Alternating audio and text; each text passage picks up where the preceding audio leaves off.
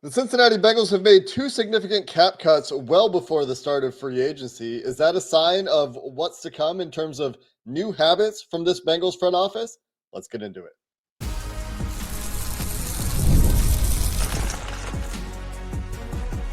You are Locked On Bengals, your daily Cincinnati Bengals podcast. Part of the Locked On Podcast Network, your team every day. What up, Bengals fans, and welcome to another episode of the Locked On Bengals podcast. I'm your host, Jake Liscow. He's your host, James Rapien, and we are Locked On Bengals on the Locked On Podcast Network, your team every day on YouTube and everywhere you get your podcast. So if you haven't already subscribed to the show, you can subscribe to make sure you don't miss an episode and you're up to date on all things Bengals as the offseason heats up, and we're starting to get some of these early roster moves from the Cincinnati Bengals earlier than we're used to. Everydayers out there would know that we've talked about the Bengals often waiting to have the replacement in hand before making some of their cap cuts. This year, that's not the case. And so we're going to spend a little bit of time today talking about whether that's a sign of the Bengals making another small change in the way they do business, or whether we're potentially reading too much into it, if that's the conclusion, plus what other moves we're expecting. And as you think about some of the moves that are happening this year and some of the players that are going to inevitably depart in free agency or otherwise, there's a bit of a turning the page element going on in this critical offseason for the Bengals as well, James. We'll get to that a little bit later in the show, but we start with the news from Monday morning that the Bengals have released Alex Cappa, the second in a series of pre-free agency significant cap cuts for the Bengals this year. And one that we knew was coming. It's not something that I think anyone debated. It was kind of funny. I saw a few national, and I forget who it was, but it was like, oh, the Bengals not leaving. Oh, yeah, it was Peter Schrager, who I like, NFL Network. He's like, the Bengals freeing up every dollar before free agency. And it's like, yeah, Peter, I could have told you 3 months ago Alex Cappa was getting cut, right? Like this isn't one that's shocking from that perspective. But usually they do like to wait for the replacements. And I think what this signals, much like a Sheldon Rankins, is, yeah, we know we're going to have to address this position. We know there's no scenario where we're keeping this guy around in 2025. And it's really unfortunate for Alex because he's kind of the Rankins, where he came in his first year and was really, really good. It was their best offensive lineman in 2022, gets hurt, had a really underwhelming start to 2023. Then there was a stretch right before the bye, Jake, where he looked like himself again. And I was like, all right, well, man, he could be really good down the stretch. And then after the bye, I think he kind of regressed back to the mean of 2023. And obviously he didn't recover in 2024 and struggled. And it stinks because he was a guy that worked really hard, good locker room, good locker room guy, good teammate, well liked in that offensive line room, and he just couldn't do it at the level that they needed him to do it. And so this is a move that makes sense. You save $8 million against the cap, have a little over $2 million in dead money. We knew it was going to happen, and the fact that they did it now, well, it gives them more flexibility. It was a matter of when, not if, but certainly gives them more flexibility as they, who knows, maybe tag T by that 4 p.m. Tuesday deadline, maybe get T, long-term T, done by that deadline that I probably don't think is going to happen. But because I don't think it's going to happen, maybe it does. Yeah, you never know. You can never predict those things. But to your point, James, on Alex Cappa, he, I think, was a good free agent signing. It's easy to lose that in the what have you done for me lately league that is the NFL, as you point out, had a really solid start for this team to help solidify an offensive line that was very much in flux after that 2021 disaster in the postseason, where it was just issue after issue. The Tennessee game, obviously in the Super Bowl, the inability to block up Aaron Donald on a key play. The Bengals go out and they address their interior right away. And that 1201 signing, the Bengals making that first move Boom. that day. And does that portend the same thing coming this year at the guard position? I think they're not making this move unless there is a clear plan to go out and get a guard. Mhm. What No guard doubt. that is, unclear at this moment, right? But we could have told you, again, a while ago, that there was a plan to get at least a guard, if not two guards, in free agency. But I would say certainly one guard in free agency. And our Locked On Bengals insiders certainly, in addition to the everydayers, knew that we've been talking about this as a potential move for quite some time now, to go along with Rankins, Kappa, Sam Hubbard. I would say is another move that we could expect to see. Anyway, we'll get to the expected moves, but the point is that our subscribers at joinsubtext.com/LockedOnBengals would have gotten a text from us on Friday talking about some of these obvious cuts with some of the information that we had from the combine. But I just wanted to take a second to make sure we're talking about Kappa the right way, because he did have he's a quintessential like injury suck player for this team in recent history. For sure. It's so much so that I have a question for you, Jake Liscow. If Alex Cappa, you mentioned Aaron Donald play, and obviously Alex wasn't on the team then. Part of why you go get an Alex Cappa is to solidify the pocket, solidify the middle of their offensive line. The next year, 3rd and 8 at Arrowhead, the Bengals unable to block Chris Jones, and it's that right guard spot. Kappa's hurt. He suffers that ankle injury in week 18, the coin flip game against the Ravens, has a ripple effect across the playoffs. They overcome it versus the Ravens and the Bills, and are unable to do so with 3 starting offensive linemen out against the Kansas City Chiefs. But if Kappa doesn't get hurt, and Kappa's playing at the level that he was all year, which I thought he was their best offensive lineman, do they win the Super Bowl that year? I mean, they have a way better chance of it, right? I mean, I think they beat the Chiefs. I do think they beat the Chiefs. I think so. It starts there, right? They beat the Chiefs. Patches a significant hole if you just have a solid presence at right guard instead of what they had in that game. I mean, they've just been so beat up by the time they got to these critical playoff games in the offensive line that it has really cost them.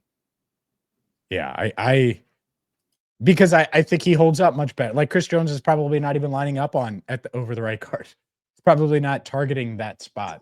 Did he not get over the right tackle on that critical play? I thought he stepped outside and was rushing on the edge. He might have. But to your point, you go back to week 13 that year against Kansas City, and Alex Cappa was good in that game. Mm-hmm. Like good. And so yeah, you're right. That might not have been the case, but would have mattered. And I do think that I think because I think that's the best Bengals team of the Joe Burrow era, is that team. Now they had offensive line issues by the end with the injuries, but if he plays in that game, I think they find a way to get by. And then who knows what happens in the Super Bowl, right? You know, never know.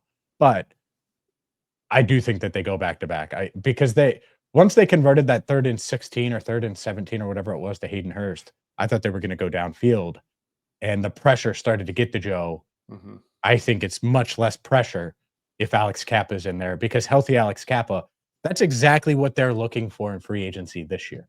Mm-hmm. Like they would love to find now you might want different trades where he's a better pass blocker, more athletic, but you would love to get a guy going into a second contract that appears to be ascending.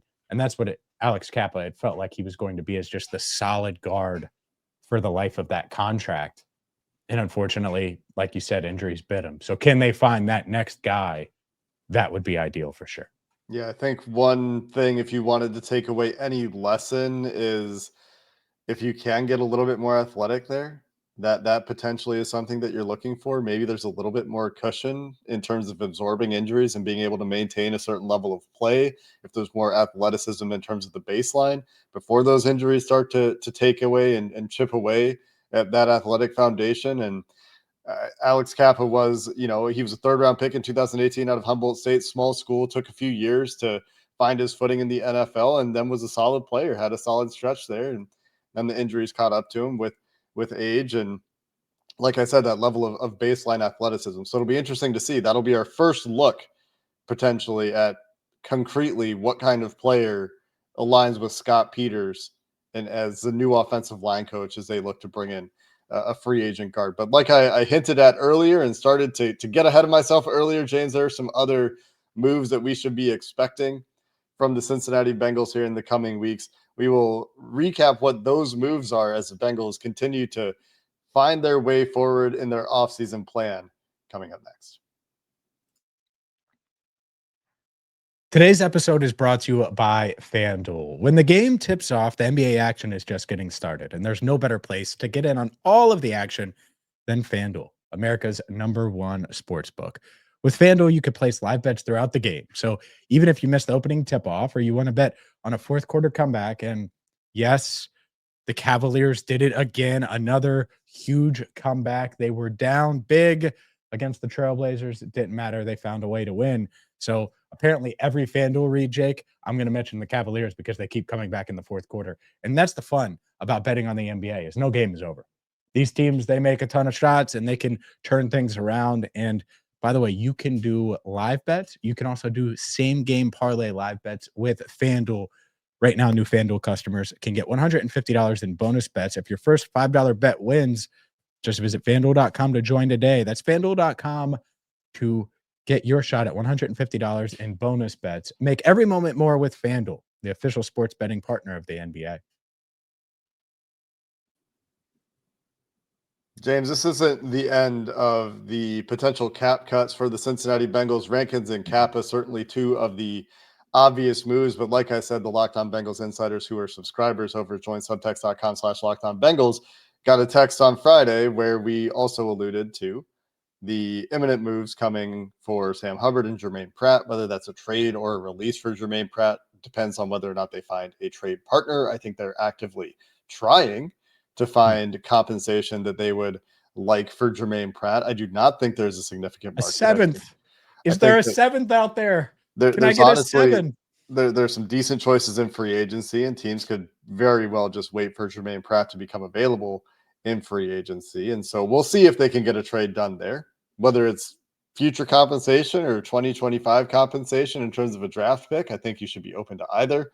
Sam Hubbard, I don't think there's draft compensation coming for. And then I think that there's some other potential cuts. Those are the obvious ones, I think, at this point.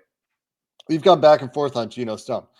Directly after the combine, reflecting on the comments that we heard from coaches, thought that perhaps Gino Stone was less secure than previously. And since then, it sounds to me like his spot on the team may actually be, for now, more likely to play out. And that can, of course, change. But Gino Stone, I would say, is very much in the we'll see camp. And I would say back to maybe coin flip, but maybe even less than a coin flip odds that he gets cut. And then there's Zach Moss and Cordell Volson to round out the group with some caveats for both of those guys. So let's talk about the three veterans before we get to Moss, who's injured, and Cordell Volson. What are your thoughts around Hubbard, Stone, and Pratt outside of what I threw out there?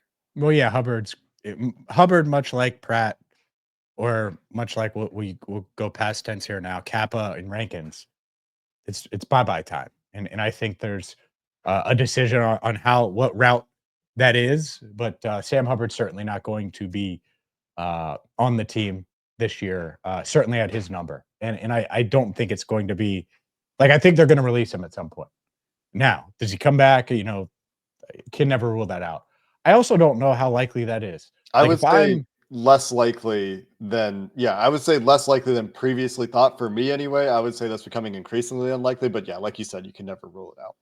No, you can't rule it out. And here's why here's the argument against it is if you're a new defensive line coach or a new defensive coordinator and you're in this new spot and you're trying to revamp this entire unit, get the most out of it. Do you need, you can find younger Sam Hubbard. And what I mean by that is what Hubbard is now. At best, he's a rotational piece that gives you some spot snaps. You can find that. That's something you could find that probably has a little more upside than what Hubbard currently has. And so, while I wouldn't rule it out, yeah, can you find the 2025 version of Sam Hubbard in the 5th round of this draft? I'm just giving you. They may say, yeah, let's relax here. I can find because I think he's Cam Sample now, right? Where he's just this rotational guy and maybe a little less upside than that because of what's going on with his body. And so we'll see. I don't know. I don't know if Sam Hubbard, if his goal is to play this year. I mean, he's dealt with multiple injuries now. Mm-hmm. He had that tightrope surgery on his ankle. Obviously had the knee issue where he banged his knee. Now he might. It sounded like in the AFC North Hard Knocks that he wanted to get back, but it's certainly something to think about there. So yeah, I think Hubbard. It's a matter of when, not if.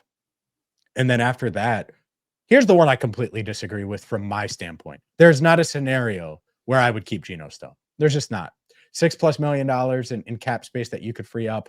To me, it makes no sense. If he really has that much value, see what he has on the trade market. If everyone's out on it, which who knows, but if the rest of the league is out on trading for Gino Stone, then you kind of know. I just think you can find Gino for less, and I don't, unless he really captured the heart of Al Golden from his vision perspective. I don't know why keeping a veteran with limited range, inability to tackle consistently, why you would do that, even if it means less turnover in that room. He's not the long-term answer. So rip the Band-Aid off now and find a way to get better. That would be my logic. I do think, though, to your point, the team is probably leaning the other way, at least as of now. That can change in a hurry. That changes if they take a safety at 17 or maybe even at 49. It could change very quickly. But as of right now, I don't think we're going to see a Gino Stone cut this week. Put it that way. Yeah, the other way that it happens is if there's suddenly a safety that they really like that has a price that they really like in free agency. But you look at the free agent group, and honestly, we've been doing this free agent tier list thing with Joe Goodberry and Mike Santagata for how many years now? Yep. 5 years. It started with Jake and Joe, with me and Joe. I'm reading, and so I said my name instead of talking about myself in the first person. My bad. But we did it for the first time in the 2020 season when they signed DJ Reader, Trey Waynes, Mackenzie Alexander, Von Bell, Josh Bynes, Xavier Suafilo. So that was the first time we did it. So 1, 2, 3, 4, 5 years we've been doing it. I think this is the 6th year. I think this is the worst group of free agents in terms of depth of potential quality that I can remember since we've been doing this project. I think you're right on that. Yeah. I'm looking at the list now. It's thin. And the ones that are good are likely to return to their teams. And one of our listeners points out, and this is a great point, so I'm going to give him credit, St. Paul me on Twitter, that this lines up with the 2021 draft class that was so affected by COVID and those guys hitting free agency at this point. So a potential explanation there, but not a draft class that or a free agent class that is particularly deep or strong, and that also applies to the safety position. However, if say they really like let's pick a safety out of a hat here, free safety. Marcus May. Andre Sisco from the Jacksonville Jaguars, a young player who you could say that there's more meat on the bone there, and he's 25 years old, 25 and a half years old. And that price isn't as high as it could be in a year where teams are flush with cap space and cash, and the free agent market is thin, and so everyone's going to be ready to pay. Maybe they go that route, but the other way you can see it happening is kind of the George Iloka scenario, where they draft a guy that they end up really liking, and then they make a cut in training camp because there's a guy that they've drafted, Jesse Bates, who they think is much better and can just take that role over, and they don't need to be paying $6 million to a backup. Yeah, I think the reason why I feel the way I feel has nothing to do with free agency. I don't even know if Gino Stone is the second best safety on the team right now anyway. That's where I am. I'm like, man, what he has is replaced. Like, you can find it. And so even if they didn't sign a free agent safety, that would be my logic with Gino. Again, I'm saying all this knowing that I'm probably going to be in the locker room with him 4 months from now, and that's it. But that's just $6+ million reasons. That's your guard. That's your next another rotational defensive tackle. That's your Sam Hubbard replacement if you want to get it in free agency. There's a lot of things that could go to, and that's it. Like, Tyson Anderson's faster, has more range. I think probably has better ball skills. And can actually tackle. Now, the ball skills part is debatable because Gino Stone's had all these interceptions. All right, well, why didn't his defensive coordinator in Baltimore want to bring him to Seattle with him? I don't know, but I do think it's a fair question. So we'll see. But yeah, if they keep him, it means they're banking on him being much improved this year, regardless of what they do in free agency or the draft. But again, I think you can use that $6 million better in another way. I didn't answer. We had another veteran to get to. What other veteran do we have to get to? Oh, Cordell. Well, Cordell and Zach Moss. The thing with Stone is when he was at his best in Baltimore, the last point I'd throw out there is they had 3 safeties on the field quite often. And so if they bring in another safety and they find a better role for Gino Stone and can get him back to that level where he was in Baltimore, playing more to his strengths, great. And whether or not that's a fit, well, we talked about that with Mike Santagata. Doesn't seem to be there on paper, and we'll just have to see what plays out with Gino Stone. We'll wrap up the conversation here on some potential cuts and take a look back at some playoff rosters for the Bengals that are almost completely turned over at this point, coming up next.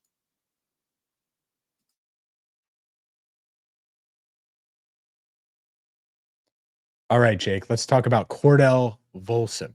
And I actually think he is a legitimate cut candidate. I would try to trade him. I think trade candidate makes sense. Much like Gino Stone, I'm not in a rush to cut him. I'd be open to it. I would try to trade him because if he's worth keeping, then maybe he has some value.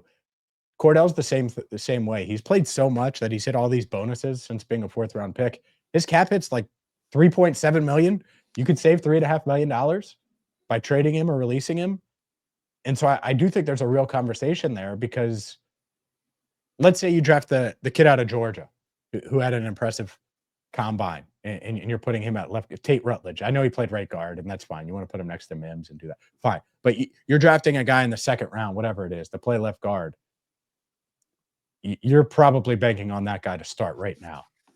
And so whether it's signing someone or drafting someone or both, I could see a scenario where that $3.5 million could be used better elsewhere or on a different guard. Yeah, this is one where I think we might not see it sooner than later. This might be a cut that eventually happens and doesn't impact free agency. Cam Taylor-Britt also qualified for the same player performance incentives that elevated his escalators, is what they're called, that elevated his salary. So both Cam Taylor-Britt and Cordell Volson at $3.5 million and some change. And for Cordell, as a 4th round pick, if you're not going to be at least an okay starter, I am skeptical that the Bengals are willing to pay $3.5 million for a player to be a backup. The Bengals do not pay backups. Akeem Davis-Gaither, a recent key exception that was pointed out, that we've pointed out as an exception to the rule, but go back to the last 5 years and you're going to be hard pressed to find the Bengals paying more than the minimum to a backup. And if Cordell Volson is lined up to be behind, say Cody Ford returns, they really like Cody, and he's going to be. Oh God. I mean, is on the bench. We're talking about guys off the bench. Okay. So say Cody Ford is your first guard off the bench, which is not my ideal scenario, right? But Cordell's behind Cody Ford, which he was at the end of the year. I'm just talking hypotheticals here. Are the Bengals paying $3.5 million to your second guard off the bench? Mm-hmm. That is not something that is in their blood. Even with Akeem Davis-Gaither last year, he was playing early in the season, a handful of snaps on defense, and was a key special teamer. And so that's where it is for Cordell Volson. I think that the offseason will dictate what happens here. If they add a couple of guards and they're happy with their depth there, you could see the cut happen in training camp. It might not be in free agency. It might not be a scenario where they get to use that money elsewhere very proactively. And that goes to your point, James, of seeing if you can find a trade partner there, especially at that point, if it is later, because he has started a bunch of games. And so sometimes teams see that and value it, as they did with Billy Price, although Billy was a 1st round pick and Cordell was a 4th round pick from a small school.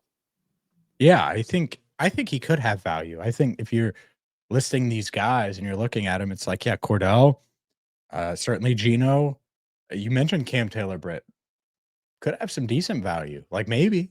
That wasn't why I brought him up, to be clear. I think he's on the team next year, but sure. No, but what if someone offers a 3rd or a 4th? Everyone talks about how they don't have enough picks. Well, it's interesting. It's just interesting. That's all. So that's what they need to be doing is having conversations with guys like that. Because with Cam, the conversation is, all right, do we think that a year from now we're going to extend him? Yes or no? Okay. And then now it's all right. Is his value worth it to keep him here? I don't know if he's the starter. Are we sure he's a starter? I don't know. And, if Dax Hill's right, which I know that's a big if, but I think you could look at it and say, he's probably not a starter. I To start the honestly year. am not very inclined to go too far down that path because that is the one position where I feel like they have some young players who have upside. And you start to peel away at that, and suddenly I feel like adding another young player with upside at corner. So that's one where, Cordell, if you're talking about trading him for whatever compensation you can get, you're talking about trading a depth piece, ideally. And for Cam, I think you're talking about trading a potential starter and creating a potential hole there with a young player that you're hoping to get right. And obviously, we've seen Cam Taylor-Britt play well, and it's a matter of consistency that you're hoping improves with Al Golden. Well, what it would be is, or they would probably address it in free agency, where they go get a proven guy that Al Golden really likes, Mm-hmm. and you do that. Plus, you're like, oh well, we have Dax, we have DJ, we have Josh Newton. Like it's just a long term fit as well, and maybe they think Cam is a long term fit. I'm just going down that path because those are the conversations that they need to be having about these guys. You don't want to react after Cam's 4th year about what to do with him. It's now. It's having the decision. Do you think he's long-term piece or not? It doesn't mean you sign him now, but I do think that should be a discussion at least that they're having. Cordell, I mean, I would be open to moving him now, and I do think he's got a good enough mindset, attitude, hard work, all the intangibles that there's going to be a team that would be interested in adding him because there's a lot of cap space, and you mentioned it, not a great free agent class. Okay, well, teams that have a lot of cap space, they're like, $3 million for Cordell. I could totally see that. So that would be an interesting one to potentially pursue. Is a trade involving him. And by the way, if you're doing that, it's much more beneficial to do it sooner rather than later. I think get that cap space, free that up, get the asset. Obviously, you want the draft pick before this year's draft as well. If they find a trade partner for Cordell Volson, I'll be very impressed. I'll just say that. The last cap cut that we could see at some point this offseason, Zach Moss, I think that they will have to wait for some of that injury to clear up. You heard Duke Tobin and Zach Taylor talk about the uncertainty still around that neck injury. They will want to avoid any potential injury settlement there. And so we'll see what the timeline looks like for Zach Moss, but that's one that could take some time. James, to finish up the show, just want to think about the playoff runs the Bengals have had, the best playoff runs in my lifetime and your lifetime. And we've seen a lot of the key players on those teams depart now. And who's left from those teams? Well, hopefully T. Higgins is left from those teams in 2025, but Jamar Chase, Joe Burrow, hopefully Trey Hendrickson is still part of the team in 2025, talking about some pieces coming back, and like Drew Sample. And you've seen Jesse Bates depart. You've seen DJ Reader depart. You've seen Tyler Boyd depart. Chidobe Awuzie depart. We've seen a couple of tight ends leave. And this year we're going to see probably BJ Hill, Sam Hubbard, Jermaine Pratt, Mike Hilton, Alex Cappa. A lot of the core players, a lot of the starters from those teams, that 2021 Super Bowl team, the 2022 AFC Championship team, are now turning the page. And I mentioned Mike Hilton because, he had the tweet that I'm sure a lot of you have seen at this point on Monday. Is it Monday? It's still Monday. New opportunities always present themselves is what he tweeted on Monday morning. So sounds like, as expected, Mike Hilton will be looking for his opportunity this free agency, and some really good players for this team on some really good teams. And when we have these sort of page turning, chapter turning, era ending, or era transition kind of moments like this, because this is a Burrow era really, but a lot of the players around Burrow on those teams, we're going to have a very different looking playoff team for the Bengals the next time the Bengals enter the playoffs. Yeah, for sure. And that's part of it. It's why they got to get it right. It's why it's the most important. It feels like we do say it every year now, but it's the most important offseason in Bengals history because you want to keep that core together, but you need to add other core pieces, other guys that are the next Mike Hilton or Chidobe Awuzie or the heck, Von Bell. Can you find the next Von Bell? And I mean the 2020 version, not the 2024 version that they found last year on the minimum. Those are all pieces that they're trying to find. They're trying to hit on the next Akeem Davis-Gaither or Logan Wilson in the draft as they try to find a linebacker or in free agency. And so a lot of holes, but resources to replenish some of them. But yeah, the turnover, it happens quick. It happens quick. You think it's going to happen forever. It's going to last forever. And it just, Kappa's the perfect example. In his prime, injury, boom. Age checks out, still looks like the same guy, in uniform and in practice when he's walking out and walking back.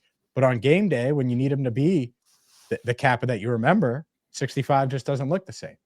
And that's what we saw the past couple of years. So yeah, they need to find those guys and replenish it. And we'll see if they can. But that's the reminder, is how quickly things can change. Even Mike Hilton, and I love Mike, and I think Mike's really, really good still and is going to help a team. I don't, not that he was ever elite in coverage, but I don't think he's the same cover. He doesn't have the same coverage ability that he had a few years ago. That's the nature of the NFL, right?